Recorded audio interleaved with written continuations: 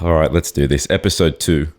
We've officially doubled our output of podcasts, even though we haven't released one yet. But we're getting there. Yeah. You're steering the ship on this one today because Okay. I think you're a bit more qualified to talk about this stuff. I think the reason I say that is because I just like to talk. You like That's my problem. Well, I like to listen, so this is good. But I think we'll introduce the topic in a sec, but I think you're in a position where you're actioning this stuff more, and this is something that I've set as a goal for myself. So I think this is going to be beneficial to me as well, just through listening to this. So and that's like, again, for anyone new sort of listening, because this is very new, a big part of why we're doing this is we are not men who have sort of made it to the level we want to, or at least we haven't made it to the next major milestone that we're both sort of shooting for. And so this is part of our process of documenting that actual journey while we're living it, because we've seen a lot of guys, there's a big surge at the moment for just general self-improvement, but especially men, young guys are like, how do I become the best I can be? And there's a lot of guys out there who have already sort of reached that pinnacle and that they're sort of closer towards the end of that journey. I'm not seeing as many guys who you're watching go through it. Or maybe I'm just not on social media enough, but that's sort of what we're trying to do. So yeah, I'm trying to practice sort of what I preach. Which is what we're going to talk about today. Sweet. All right. Well, let's get into it. So we've titled the topic as positioning. Now, is this a label that you've sort of found, or one that you... I'm sure someone has used it in this way before, but it is something that I just sort of came up with talking to myself. Because I like metaphor, analogy, concise phrases, or even just like one word that sort of sums up an idea. Yeah. And so positioning sort of encapsulates this idea of putting yourself in environments or new situations that either promote the behaviors that you're trying to cultivate. So you sort of put yourself in a position where the behaviors that you want come out more easily, and or provide you with experiences that are beneficial towards your growth. So it's, I'm a big Alex Hormozy fan, and he will say things like, you can lead a horse to water, but you can't make it drink, which is true. And the point of that saying is you can't force people to do things, which more or less is true. But he'll go on to say, and this is also correct, but if you change the conditions of that horse, like you work it really hard, you dehydrate it, you starve it, you influence it in a way where the water becomes increasingly appealing, you can drastically increase the likelihood that horse is going to want to drink the water, which is sort of like a sales mentality.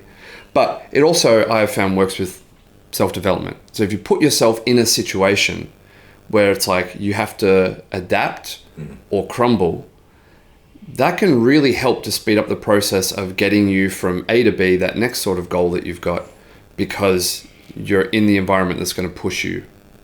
So that's sort of the concept. I've noticed in myself and with the guys that I work with, it's one thing to have a goal, but if you don't have any kind of a plan of action, it can be very, very hard to actually make progress towards the goal. So I do find the way my brain is, I like to sort of break things down, tease things out to understand them. The downside to that is I can get stuck in analysis paralysis. So positioning is sort of this concept that has helped me bridge the gap between thinking and taking action. So I'll give you some examples. So some common problems, I've written this as common problems men have, but these are common problems I've had that I've seen resonate with other guys. So I'll just talk about my own lived experience rather than talking like I 100% know what I'm talking about. And if people relate to this, then great. So problems I've struggled with are things like loneliness, purposelessness, joylessness, a lack of confidence in a whole host of different areas of my life. And I think men are made up of various realms of competency. So without going on too much of a tangent, I do think there is some merit. I'm not like full hardcore red pill at all, I don't think. But I think there is some merit to the idea that men generally are valued for the value that they provide. We live in a series of hierarchies, and you can complain that that's not fair and that's not how it should be. But that is how it is.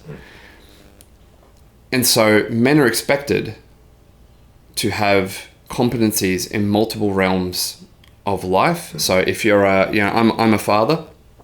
I was a husband. I went through a divorce, unfortunately, is part of how it is. I sort of it takes two to tango, but as far as I'm concerned, I know that I wasn't competent in various ways as a husband that I sort of needed to be. And I can look back and understand that now, but there's, as a husband, you have to be, there's various competencies with a woman that you need to have. There's financial, emotional competency.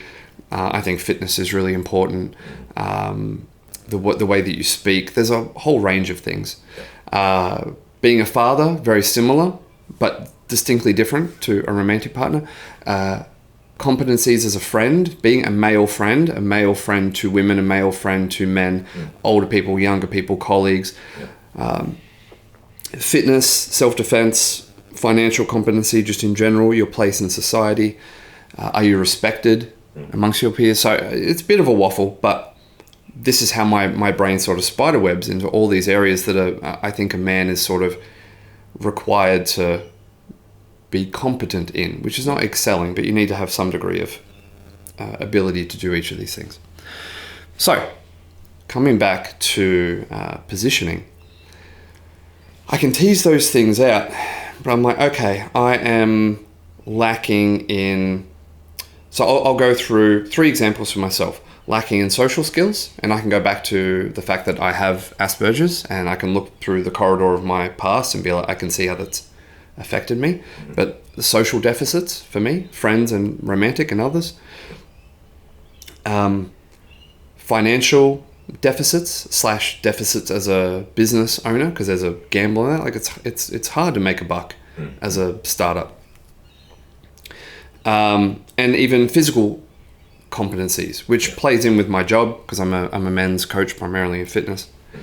But I identify those are 3 pretty important areas in my life. So the way positioning has helped me in each of those areas is it's like, okay, how can I put myself in a different environment that sort of forces the behavior I want? Business coaches is a great example. I have spent, as the years have gone on, more and more money on business coaches as I've sort of climbed the ladder of the people I have access to. Yeah. And they cost a lot more the further down the ladder you go. But every time you outlay a good chunk of change on a coach, it's like if you want to recoup those costs, you have to do the work. So you've put your money where your mouth is, you've spent all this money. Now you're in the deep end, what are you going to do? When you don't have that, sometimes there's less pressure. So I know for me, and this could also be, not only do I have Asperger's, I have ADHD. And I do know with ADHD, it can be, the executive functioning can be difficult because ADHD is renowned for only really acting like on an exam or an assignment when it's like right in front of their face. Yeah. It's just like, oh shit, the consequences are in my face now, so now I'll do something about it. Yeah. It's hard to conceptualize things out in the distance. So I'm sort of playing on that to my advantage, where I'm like, okay, I'm going to put myself in a position that is not going to completely break me, but it's going to bring me close. And as weird as it sounds, that does tend to bring out the behaviors that I need and behaviors that I want. Right. So you're creating enough urgency to where it's like urgent, but you've still got, I'm guessing there's a bit of a buffer there where you've got some breathing room, but it's enough just to get that pressure. That's interesting. Yeah. Like a drawback to that is, like we said in episode 1, negative emotion will only get you so far. And stress and anxiety and worry will only get you so far. I have noticed there is a difference when I come to my work with a passion and an enjoyment and a peace. But I'm also playing the cards I'm dealt. I only found out about my neurodivergence coming up on like 3 years ago. I'm not on any meds. I don't feel good on them. So I'm still figuring out this tug of war. So I have found a bit of a healthy thing of like, I tend to do well when I'm under a bit of pressure, and it's like being in the gym. I just have to find the right dose. But I do sometimes prefer to throw myself in the deep end and hit it. So I do that for business. Yesterday, actually, funnily enough, I committed to a coach for myself, someone who I really admire in my industry. It's hard, even as a trainer, to be objective with yourself in your own training. You feel like I can do more than my clients. My clients, I follow the data, but for Ryan, I follow I can do it. And then I end up burning myself out. I get sore, I get stuck in these cycles. It's actually very common for coaches to do this. So I've outlaid money to learn from someone else. And the last example was over the last week in Christmas, because 2024 was very work and kids for me. I did a lot of work and I have my kids 50% of the time. I didn't have much for myself sort of outside of that. I took a week off, 9 days, and I just filled those 9 days with, like, I went on the Meetup app in Eventbrite, and I went and did canyoning in the mountains. I went to a few social mixes in the city and just got good at talking to people. One of them, I was like halfway through and I wanted to bail, but I'm like, no, I'm going to go back and keep talking with people. And that was great. I met someone that I really liked and we met up a few times and it was just lovely. So yeah, all that to say, these are examples of how in my own life I have put myself in situations that are going to bring out the behaviors or the experience that I want to move closer to a goal, rather than sitting and thinking about it all the time. Yeah. So I think you put in the notes, it's about not necessarily getting things right all the time, but it's about being directionally correct. Yes. So when you're looking at a situation, or you've got these choices you can make, right? What's an indicator that choice, that option, is a directionally correct one? Are there indicators there that can sort of make you think that that's what that is? I think with time and with experience, the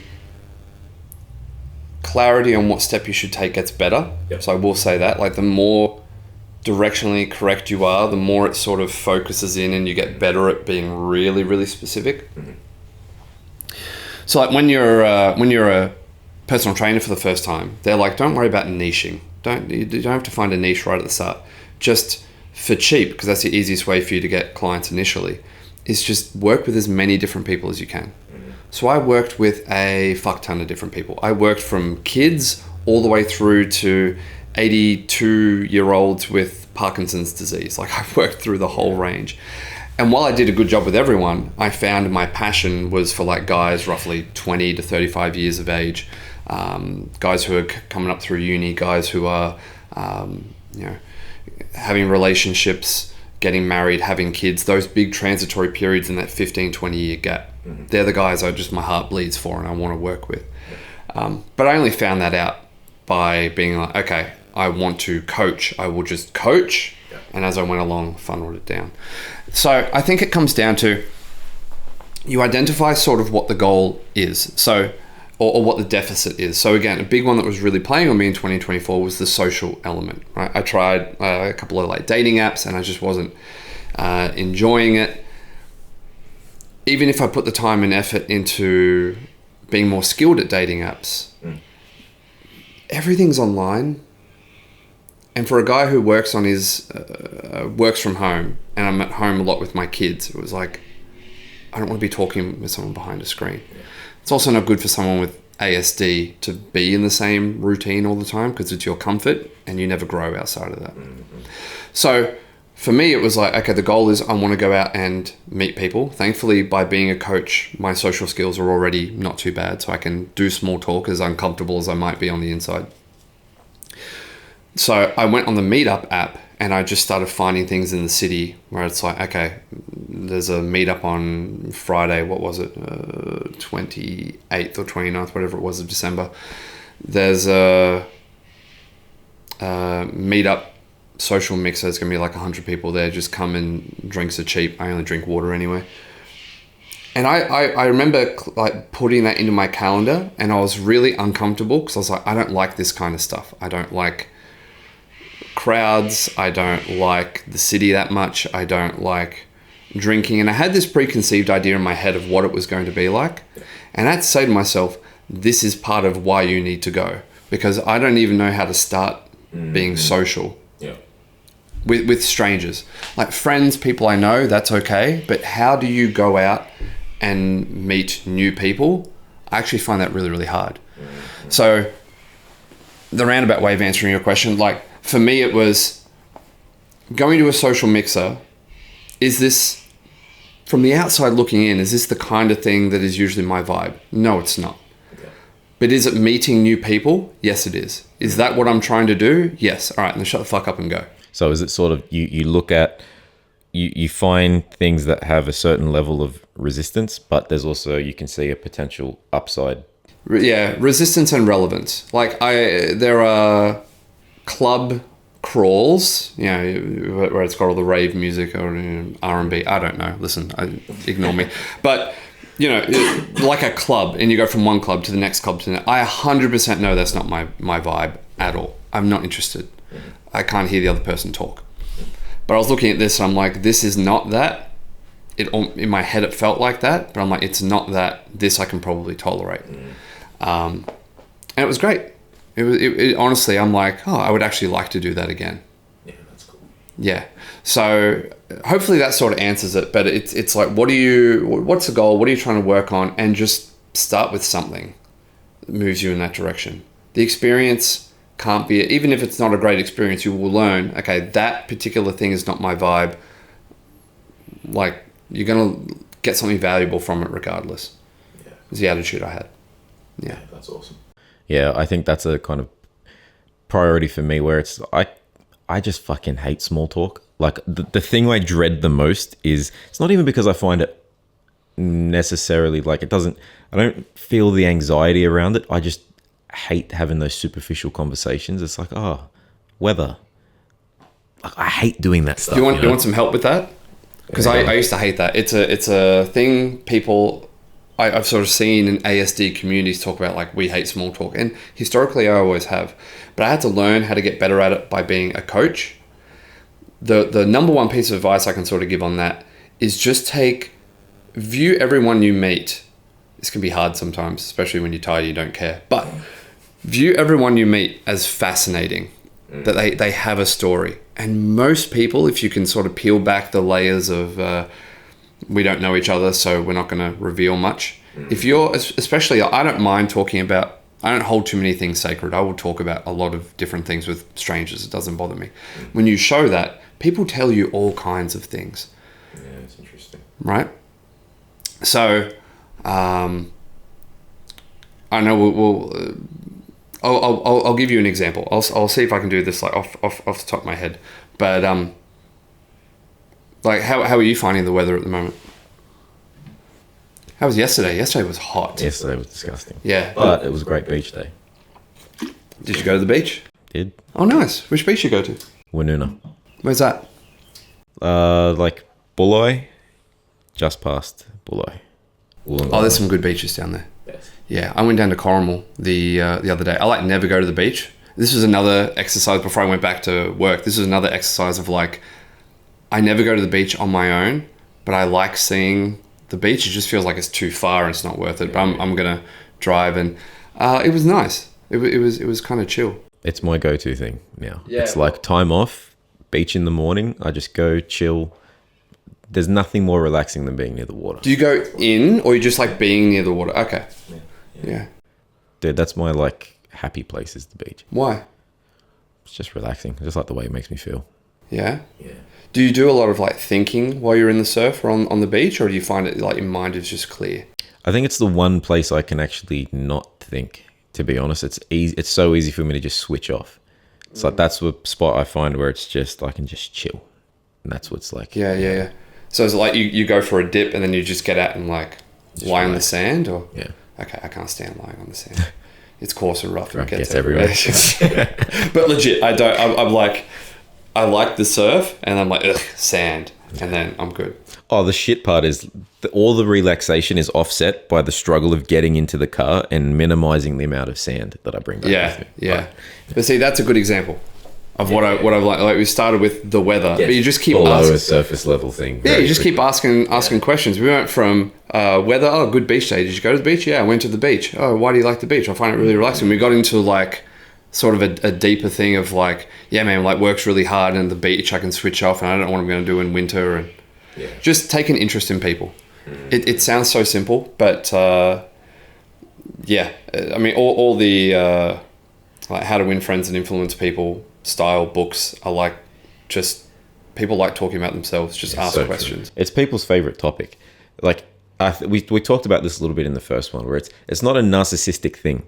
It's just... No, it's like a form of expression for a lot of people. Yeah, and most people, I think, maybe it's just the way that we interact with most people in a day-to-day life. You don't get that opportunity to really take what are thoughts and actually just put them out there, right? Yeah. Because it's all such superficial, surface-level conversations with people. Yeah, take an interest in people, and then small talk doesn't feel as bad.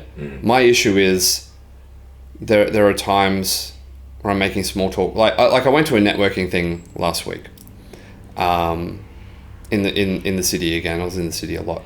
I went to a networking thing, and it was like fine, but I was pretty tired by that day. And so there was a big part of me that was like, I don't care about your story today. I was talking to this one woman, and she was lovely. She was over from the States, and she was just one of those people who just tells you everything about her life. Yeah. And I'm like half falling asleep just because I'm like, you're very nice, but I'm just not that interested, and I can't force it today. I'm just tired. But then after that, I went and met up with this wonderful person I met on the previous Friday night, and we went out and we had like a late lunch. We had like an early, it was like dinner almost. We had like a dinner, dessert, and we talked for like 4 or 5 hours straight. And I was like, fully into it the whole time, because I just think she's genuinely so interesting to talk to. So yeah, it does make it easier when you're interested genuinely in the other person. I'm going to repeat myself a lot, I think, but that is my biggest case against...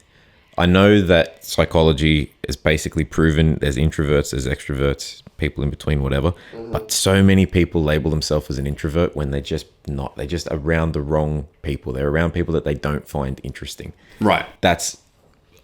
I learned that for myself. I always thought I would always just default to calling myself introverted. So not true. Yeah. It's exactly like that. If I'm around the wrong person, I've just got to listen to, if I'm just not interested in them at all.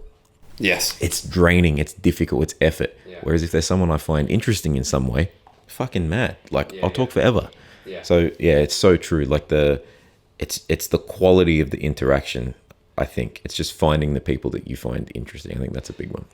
Yeah, and I'm very much the same. I have noticed, though, back to the point I said before, I have noticed the more you cultivate taking a genuine interest in virtually everyone you meet, the easier it is to find care. Those things. Yeah.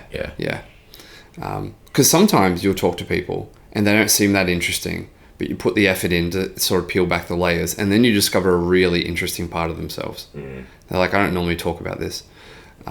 So like a new friend I made the other week, and they work sort of high up in like law, corporate sort of realm. That person has to always be quite mindful of how they speak on the job, and like, fair enough. It's a workspace I would probably not do well in. But a compliment they sort of gave me was, they're like, you are one of the few people I've met where I feel like I can just say my unfiltered thoughts, and you're not gonna get up me or whatever, which is nice to people. So you see a very different side of people when they have the calm and the trust around you to be like, this guy really doesn't react and take things too seriously. You get more interesting sides of people from that, which I quite like.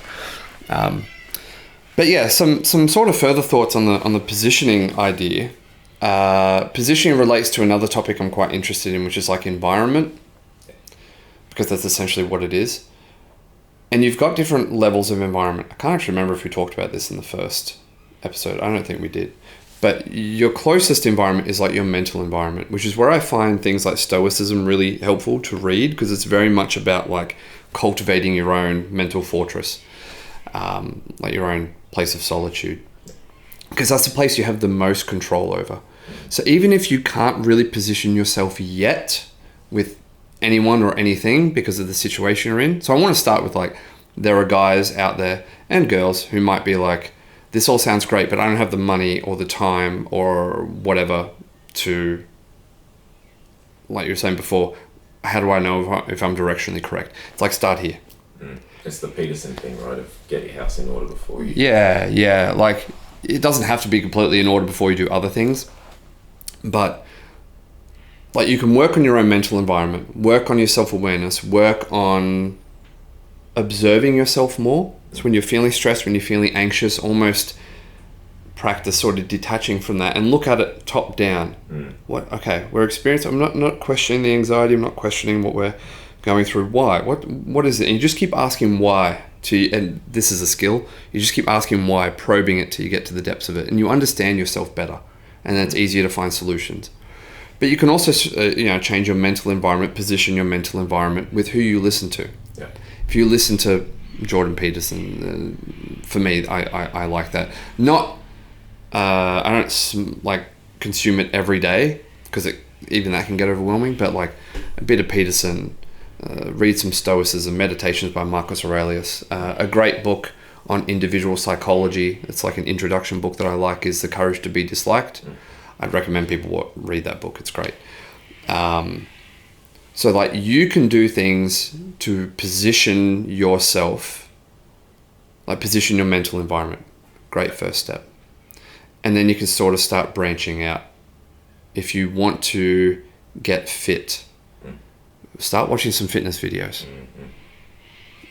What should you be eating? There's a ton of free information out there. There's a ton of free information on how to start training. Yeah, you've almost kind of got to just be comfortable in putting yourself into that. I think the first step is getting into that really confusing. It's like, oh, what the fuck is going on? You just take in all this information, because I think at that point you very quickly go, okay, fat loss, I don't know nothing about that. This calorie deficit thing keeps coming up. I'll lean into that. So I think through stumbling into those things, you end up in a weird way just stumbling onto the right path. Yeah, just watch for stalls. So there's a great term, again, I think I first heard this from Hormozy, but this term of mental masturbation, if you've heard of that one.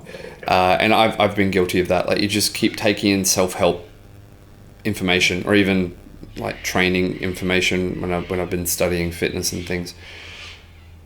And at some point you have to stop and ask yourself, when are you implementing this stuff? Yeah, because if it's just theory, you're still not getting anywhere. Yeah. So when you're a complete beginner, it is a form of implementation. It is a form of action taking to cure your ignorance.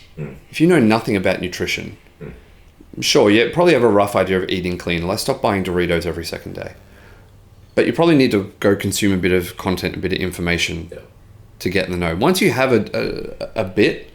once you have enough to act on, pause the information consuming, you know what I mean. Pause that and act on what you've learned. Then next step. Yeah, that's a massive thing. I think it's easy to get caught up in the theory of things and not take the action to actually do it, which I think you did say this last week. It's like, if you look at that in the final analysis, you might have all the theory, but if you've done none of the action, you're in the exact same position as someone who's got none of the theory. That's right. Yeah, that's interesting.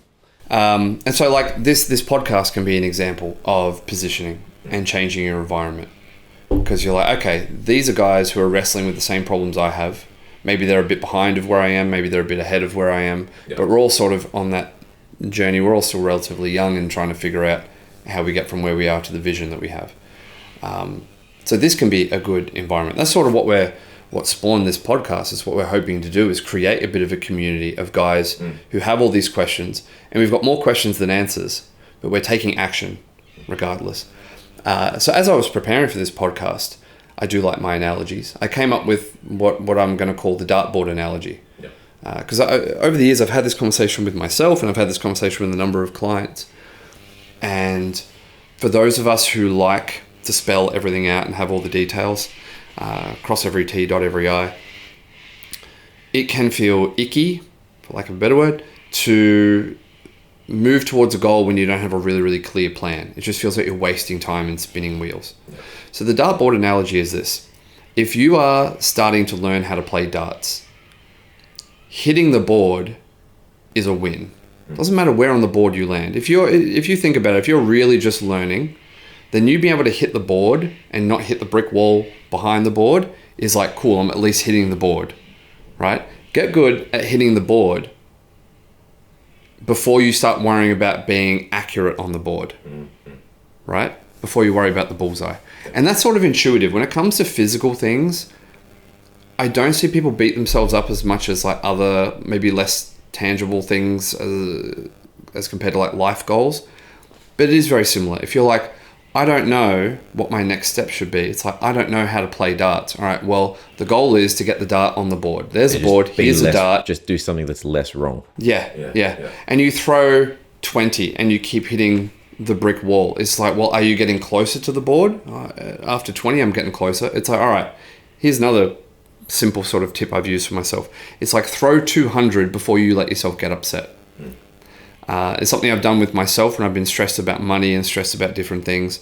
It's like, okay, you have an idea of what the solution should be. Implement the solution consistently for a month. And then if it's not working, you have permission to have a little bitch. Yeah. But it just helps take the anxiety and the emotion out of it. It's like, just do the work for a month. Most of the time that solves the problem. I had this chat with my daughter a little while ago. I can't remember what we were doing. I was trying to teach her a new skill. And she instantly got annoyed at herself and got upset. And kids get to an age, at least mine have gotten to this age, where if they don't get something easily and right away, they sort of give up because they don't like the feeling of failure. It's really interesting to watch that evolve.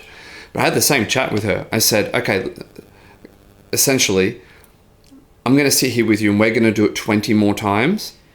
And you've stopped crying now, which is good. You can cry if you're still screwing this up after 20 times. But for the next 20, not a single tear. If you fail, I can't remember what the activity was, but if you don't do it, you're just going to try again.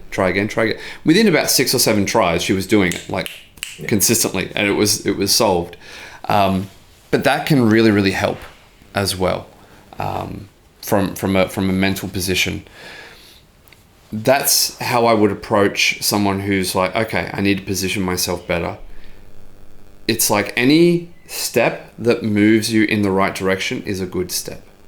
If you're a guy struggling with women, before I went out and tried to meet people, I watched a few. I'm making up for my deficit having Asperger's. I'm like watching some videos, just learning what in my marriage was I not understood, because I thought I had some of this figured out, but I clearly didn't. There were issues there that, like, I get it now, but when she left and she told me only a handful of things, like, this is why this has happened, for a lot of it, I was so blindsided because I didn't even see it. So I'm like, clearly there is a deficit in me to a degree. So I went and watched some things. I read a couple of books just to help inform myself on men and women. And I was like, oh, this makes a lot more sense, right? So that's where I would begin. The dartboard analogy I find helpful. Like, if you're getting the dart on the board, or you're even getting closer to the board, just keep going, you will get better. So the last thing I really wanted to go through on this, and then I don't know if you've got any more questions, we can go through it, but for anyone listening to this, the biggest thing that sunk into me through business, gym, friendships, relationships, all these sort of things, is imperfect action, which is why I like this concept of positioning and changing your environment, because these things are very action oriented. But you want to speed up your action taking where you sort of can. So if you've listened to this and you're like, okay, I want to do something, say you're not the fittest and healthiest that you could be, should be. One of the first things you can do in the very least to be on the dartboard is go for a walk. Yeah. If you know, look, I rarely ever walk, go for a walk. If you're someone who walks all the time, try a little jog. If you're someone who jogs all the time, do you go to the gym? Do you lift weights? Because that might be a next thing. Like, when you finish listening to this, go for a walk, think about this conversation, think about what is it that I want to work towards? What are my goals? What about myself do I want to improve? And start working backwards on how you improve those things. Mm-hmm. So whatever, we've covered this, but just to sum it up, like, if the goal is to get fit, okay, do you know how to get fit? If the answer is yes, I know what I need to do. I just need to go and do it. It's like, cool, you focus on those actions. If the answer is, I want to get fit, but I don't know how, it's like, okay, you have an ignorance problem, you have an information problem, go and seek out some information. You might want to go for a walk. I like walking because walking's an action, physical. Put some headphones in and find a fitness podcast. I'm sure I'll cover some fitness stuff one day on this one, but I just start taking in some information, watch some videos. But the worst thing you can do is endlessly talk about your goals and never break them down enough to act on them. One thing, like I know this from my own experience and people that I know who have wanted to make changes but sometimes really struggle, is in a way they set the bar too high with things, right? So the fitness one's a mad example, right? Because it's, they're not happy with where they're at and they're like, I want to get jacked and, I want to be in the best shape ever. So their first goal is like, I'm going to get into the gym every day. I'm going to go hard. I'm going to have 2-hour training sessions. I'm going to just absolutely kill it. First session, if they can even get the motivation to get in there, because that's a thing, they're cripplingly sore. They're dead. They can't train for another 2 weeks. Yeah. So I think it's setting the bar low enough to where it's enough of a challenge, but it's still something that you can achieve with a bit of effort. But it's just moving the needle that little bit forward, but not setting the bar so high that it's out of reach. Yeah. So, all right. I have some thoughts on that because I get guys like this. One of the most when I'm having consults with people, one of the most common issues that comes up is, oh yeah, I'll go to the gym and I'll go like 6-8 weeks hard and I cut out all carbs and I do all this stuff and I lose a whole bunch of weight and I train like 5 days a week and I hammer it. And like when you're completely fresh, you can probably tolerate that for a couple of weeks. And then you hit a wall. Your energy crashes, you get injured, you start to feel like shit. Or even if you're not feeling too bad, progress suddenly hits a massive stall and you just can't progress any further. And often it's a cocktail of multiples of those things. And then these guys just stop going altogether because they don't know what the path forward is. So I would say even if you start overambitious, you're still going to learn a lot by being overambitious. It's not the worst thing in the world, but don't give up. The ultimate failure is giving up. If you hit a wall, if you yada yada, if you've been going 5 days a week, take a week or two where you only do 2. Or dial things back and learn a bit more. You might be overachieving too much. Some people set the bar too low as well.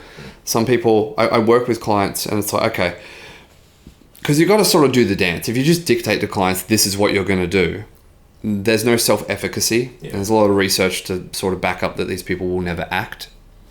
So you got to sort of do the dance of coaching and guiding, but letting the individual sort of come up with their own, they got to come up with their own stuff.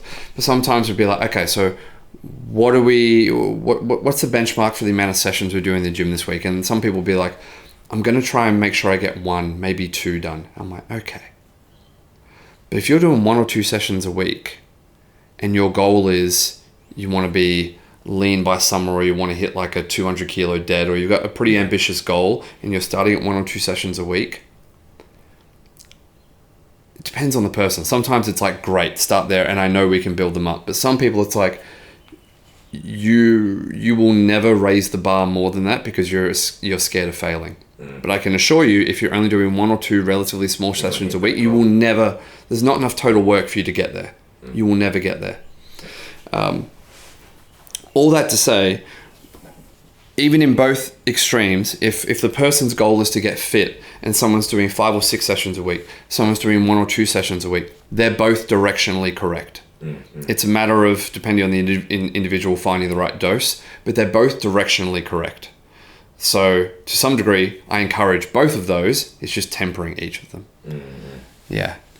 I guess then you've got to align, like if you're that kind of person who's setting the bar too low, you need to look at how badly do you want the goal, because maybe then the goal is the problem. Maybe you need to aim a little bit lower with the goal, because if it's slightly more achievable, you might be that little bit more inspired. If the outcome of failing is less likely, taking that little bit of extra action might be something that you're more inclined to do. Well, what I've found in my working with clients and in my own lived experience is goals sound really good. Like you come up with a goal where you're like, that would be awesome if I could have it. Yeah. But especially if it's a goal that you've never had a taste of. So like if I said to you, one day I want to be a millionaire, who doesn't, right? But I grew up pretty middle class. I probably don't have the best concept of money. Growing up, it took me a long time to realize, like when I first started charging people like $45 a session for PT, I was like, that's a lot of money. Because my frame of reference was working for $30 an hour. Yeah, right. 45 is fucking nothing. But my point is, like, my frame of reference was so beyond me that while having $1 million would be great, because I've never even been close to it, and maybe also because I haven't been at the other end, I haven't been in abject poverty either, sort of in this comfortable zone. Yeah. What is familiar and what is comfortable will take priority. And so people get stuck, usually not because their goals are too lofty or not lofty enough. It's often that they enjoy their comforts and their way of living way too much. Yeah. Which again is why positioning is so important. If you can throw yourself in the deep end, it can really shake up those comforts. Yeah. So I've historically had a big issue with video gaming and stuff, but when you really do end up in a deep end where the bills and kids are relying on you and you're the only one who can save you, it's like you can play this video game, but no work will get done. And it won't feel that satisfying feelings, yeah. because you're stressed the entire time. Just do the work. Yeah. And it helps kill that part that wants to play the games. So like pain is a really good motivator for a lot of people. It's like for someone who's overweight or super skinny, because their pain is very similar in some respects. Yeah. Both those people are like, I don't know what it's like to be jacked and lean, but I know what it's like to feel super fat and shit about myself, or super skinny and super weak. And I hate this. And they really have to hate it to be like super dialed in. And those guys usually do pretty well. Some people are like, I want this goal because it would be good, but also my life isn't too bad. It's not that bad. Yeah. And so they're often trickier. It's like, I need to find a way to, without causing you long-term harm, fan the flames of your pain a little, or how to put it, make the pleasure of the goal you've never tasted feel so exciting and closer than you think that you'll go for it. Yeah. Right? Like my goal was already to work hard this year. But over the last sort of couple of weeks, couple of months, as I've met some people who are much further ahead of me in certain realms of life that I aspire to, that has inspired me. Like, okay, it's actually not that far out of reach, this goal of having a different life that I sort of want. I always felt like it was this far. Yeah. Maybe in reality it is. Like, it takes a lot of work. But talking with these people, it's like they're not that different. The gap feels smaller. And so it feels a little bit more exciting to go after a goal I've never even tasted because I've met others who have had it. Yeah. And so the degrees of separation aren't as great. And I guess that it's another case for breaking those goals down into smaller steps as well. Yeah. Because if you can see the next 3 steps you need to take, well, it's like, well, yeah, that goal might be quite far away, but I can see that there's that path to get there. Yeah. It's another good argument, just to keep bringing everything back to positioning, to keep working at this positioning concept. So like every week, maybe every month, taking some time to think about, okay, how can I change my position this month? Socially, romantically, career-wise, study, whatever it is. Because as you meet people ahead in the game of whatever your goal is, that also helps bridge the gap. Because, yeah, you might not know how to hit the bullseye, but a lot of people who've come before you do. And so if you keep practicing on the dartboard on your own, you'll probably hit a couple of bullseyes. Yeah. But if you had a world-class coach next to you being like, oh, already I can see the way you're throwing it. If you just angle this, tuck it in, see how that's much better. You're like, cool, I just saved like 3 months worth of hard learning for that small little tweak. Yeah. So yeah, sort of in my head, to sum up, like, do what you can to position. Just play the cards you dealt. If you don't have money, you don't have time, you have a lot of ignorance and you just don't know a lot, soaking in some information related to your goals might be the right next step.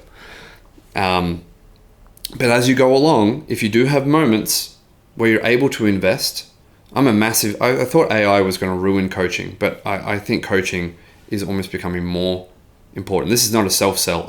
I'm saying from my own lived experience, I get coaches for different things all the time. Because of leverage. Someone who specializes in a particular niche, they specialize in solving a particular problem you have, just shortens the gap. Right? It's like if you've ever seen like a good movie where they talk about like wormholes and folding space, they have a piece of paper and they've got 2 points, they fold it over and put a pencil through it. That's what having a coach is. It's a wormhole of bridging that huge, immense gap, that deficit in knowledge and experience, and they're going to take their knowledge and experience and be like, I can get you from A to B in a fraction of the time. So when you're able to, I think positioning yourself to pay for mentorship from people is one of the best life hacks I've ever come across, because you level up so much faster when you pay to position yourself with people who are ahead in the game. Yeah, I think that's one of them.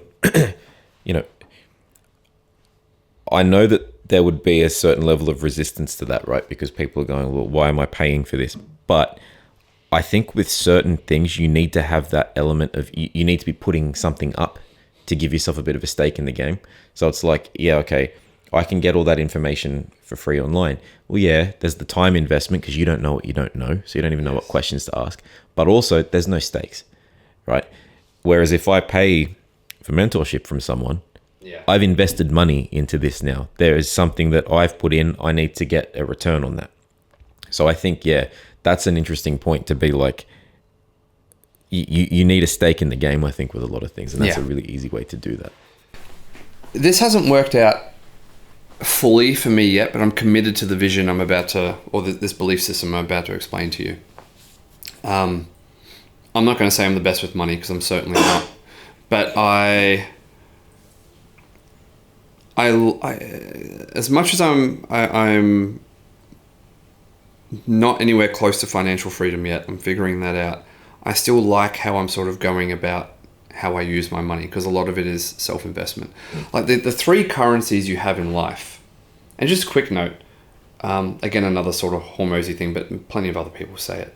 It's like your money, when you die, that's the one thing that's guaranteed. All your money goes back into the system in some way. Like you don't take it with you. Yeah. So money in one sense is very real, and in another sense it's completely made up. Especially these days, it's not even physical, it's just numbers on a screen. Like our three currencies are time, energy, and money.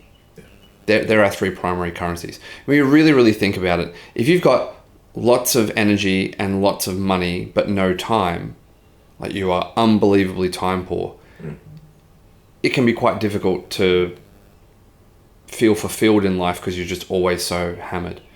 If you've got plenty of time and plenty of energy and no money, that sucks. If you've got time and money but no energy, that also sucks. Right? Yeah, it's like the old rich guy, right? Yeah. You've spent all of your life working, built up this massive wealth, but you can do fuck all with it because you're old.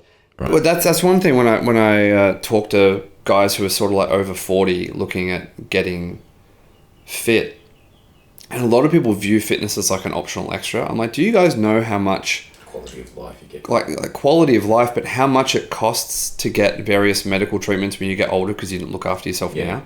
Yeah. Like, you've got all this money now, but you're 55, you've given yourself a hernia, you're 30 kilos overweight, you can't fuck your wife anymore because you're both ugly and unattractive, and you want to though. But you've got money to do what with? Yeah. That's so true, man. Right? So your three currencies are time, energy, and money. And I think about these a lot. And it's like you use each of them to leverage the other. And that's what I enjoy. If I have some extra money and I can invest that in getting a coach. And the good thing about my investments that I like is a business coach, even consumer materials relating to dating and relationships and friendships, getting better at women, friendships, in my line of work helps me with coaching because it's building social skills, right? When I get, like I signed up with one of Australia's best coaches yesterday. I signed up for him, so we're going to start up next week. That's going to benefit. That's mostly for me. It's mostly for my own goals, and that's just for me. But it also has direct applicability to my career because I primarily teach fitness. So I'm learning from one of the best, and I can apply that to my guys, get better results. That's going to yield me a better return in the future, right? So they all sort of intersect. And that's, when you think about positioning, almost picture like a mental Venn diagram with all the circles that intersect. The more circles you have that intersect, the better. So when you're positioning yourself, the more that there is overlap, then they benefit each other. And the more money I make, the more I can spend money on, like I never had this when I was married, but now I've got the money for it. I've got a cleaner, I've got a guy who does my lawns. These are primarily business expenses, so I can focus on the business, but I bought back time and energy. I spend that time and energy on building up the business. I make more money. Now I can pay a staff member. I just bought back more time and energy. And like that's the currency I'm interested in. Yeah. That's an interesting one, man, because I think a lot of people don't think about it from a, money is a huge one. This is a topic for another time, I think, but yeah, thinking about that holistically, it's like use money as a tool, not as just a pure measurement on where you're at. I think that's a trap people fall into. Yes. Learn to use it in the way you just said. That's powerful. View this still relates to positioning. I view things as like an investment is something that gives you more value back than what the original cost was. Right? So like the saying is like poor people, lazy people buy distractions, which is like, I got a new Xbox. Great. You just paid to have your time wasted. I'm not against video games, but I think video games are meant, when used ideally, are meant to help you sort of relax and unwind, but they often become absolute time sucks that don't make you better in any regard. But as men, there are so many facets of fitness. Like, you don't have to look like a model. I'm not big on the vanity side of the fitness industry because getting super shredded, it's a meme, but it's true. You get more attention from other guys than you do from girls. No one gives a shit. But getting fit, you don't need to look shredded, but physically getting bigger as a guy from someone who is skinny, you get so much more respect from men and women. Just by default. That's valuable when you're in the workplace. Like there have been studies on this. If I had a clone who was 30 kilos overweight and not fit at all, and we both went for a job interview for the same job, even if my clone was slightly more experienced and qualified, there's a much higher chance I would get the job. Because we as humans do have an unconscious bias towards what is sort of attractive, but being fit communicates qualities. This guy is he's got this pretty good resume and he has time to look after himself. And it gives you a certain degree of peace and confidence being a bigger, stronger guy, because you're like, compared to the rest of the population, I can handle myself not too bad. Adding martial arts on top of that is even better. So that's so many people view like getting a good coach for fitness as a luxury expense. It's like, I think you can make a strong argument for getting bigger, stronger, leaner. Not only will it make you as a human being better and healthier, like you'll just keep your youthful qualities for much, much longer into life. Like it's just good for you. But I think you can make a really strong case that it will give you, over time, more financial return. In your career progression, in the workplace, if you're a business owner. Fit business owners are like the sort of ideal men in terms of like, you can run a business, you lead people, and you're still jacked. How do I be like you? So people want to do business with fit, attractive people. It's just life. You don't need to go around being a model, but generally the fitter and the more you can present yourself well, it usually helps. So, yeah. Yeah, and it really is a case that the bar is set so low to be above the, Yeah. the standard, right? And to bring that back to positioning, it's, you know, as you start to increase the quality of the people that you surround yourself with, it's like exponential returns, right? Because the bar is set so low, there's not that many exceptional people out there. So I feel like the quality of the people that you start to interact with, it improves very quickly. Yeah. So just getting that process going, huge. Yeah, yeah. I also feel like I'm at the same time seeing a bit of a shift sort of in the younger guys. Maybe because I grew up, I don't have like concrete proof of this, but I feel like I'm seeing a trend that might be the upside of like the TikTok culture. Because you get these sound bites of men sort of talking about ambition and things. I'm seeing a more sort of younger guys getting excited at that idea. When I went to the networking thing last week, I met a 17-year-old who was looking real dapper. He dressed himself up real nice. And he was there trying to do some networking because he's got a business idea. Yeah. Great. There's a 25-year-old guy there who's sort of talking about men's mental health, anxiety, relation. He wants to do motivational speaking sort of thing.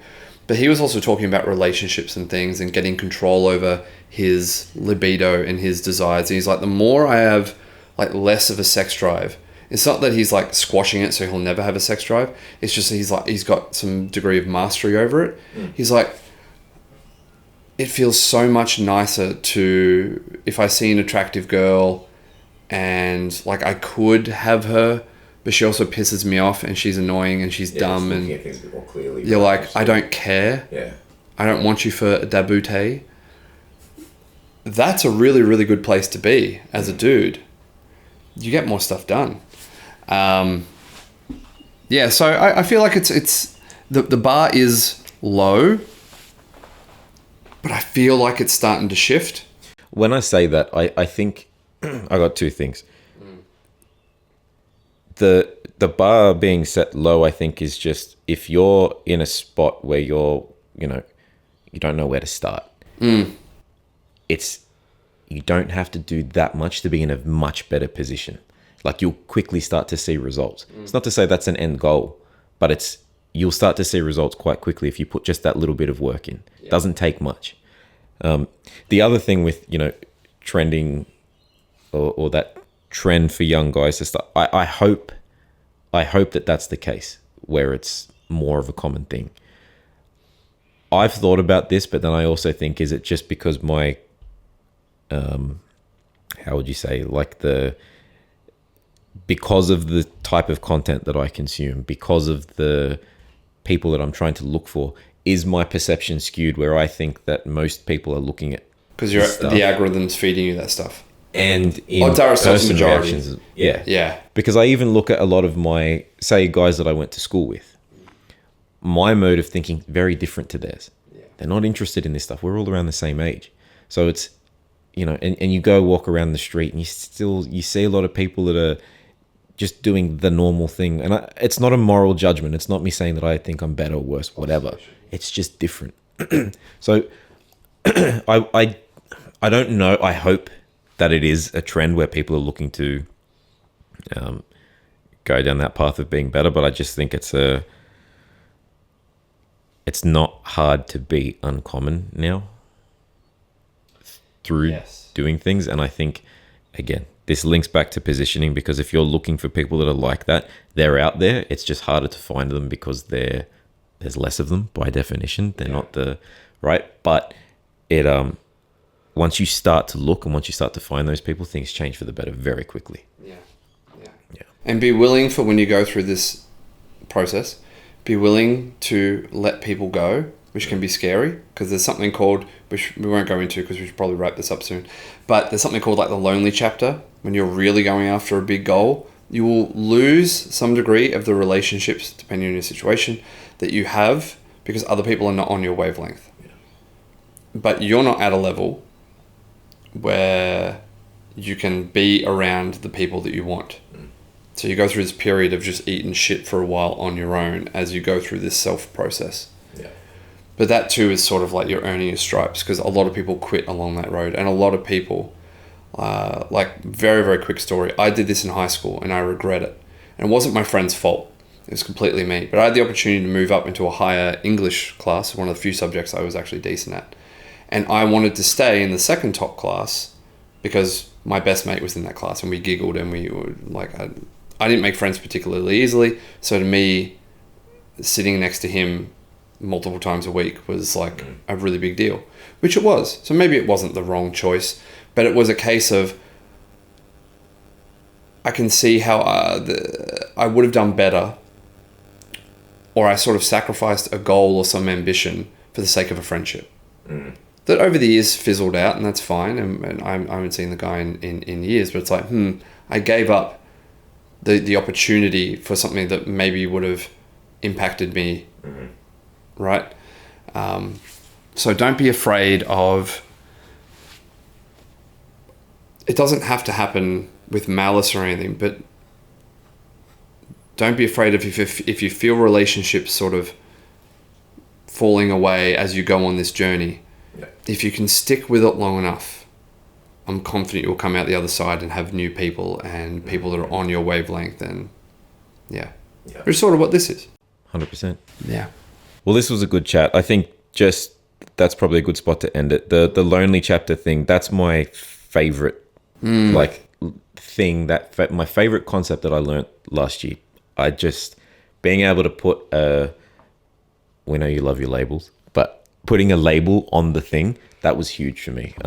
We talked a little bit about that in the first one, and I think if this is the first episode people are watching, go back and watch that first one, because we gave a little bit of context on why we're talking about this stuff briefly on that lonely chapter stuff. But yeah, this positioning one, I think this is a great actionable thing that people can just start doing straight away. So yeah, this was cool. Well, hopefully it helps. Yeah. Awesome. All right, good chat, man. Thanks, dude. Thanks, man.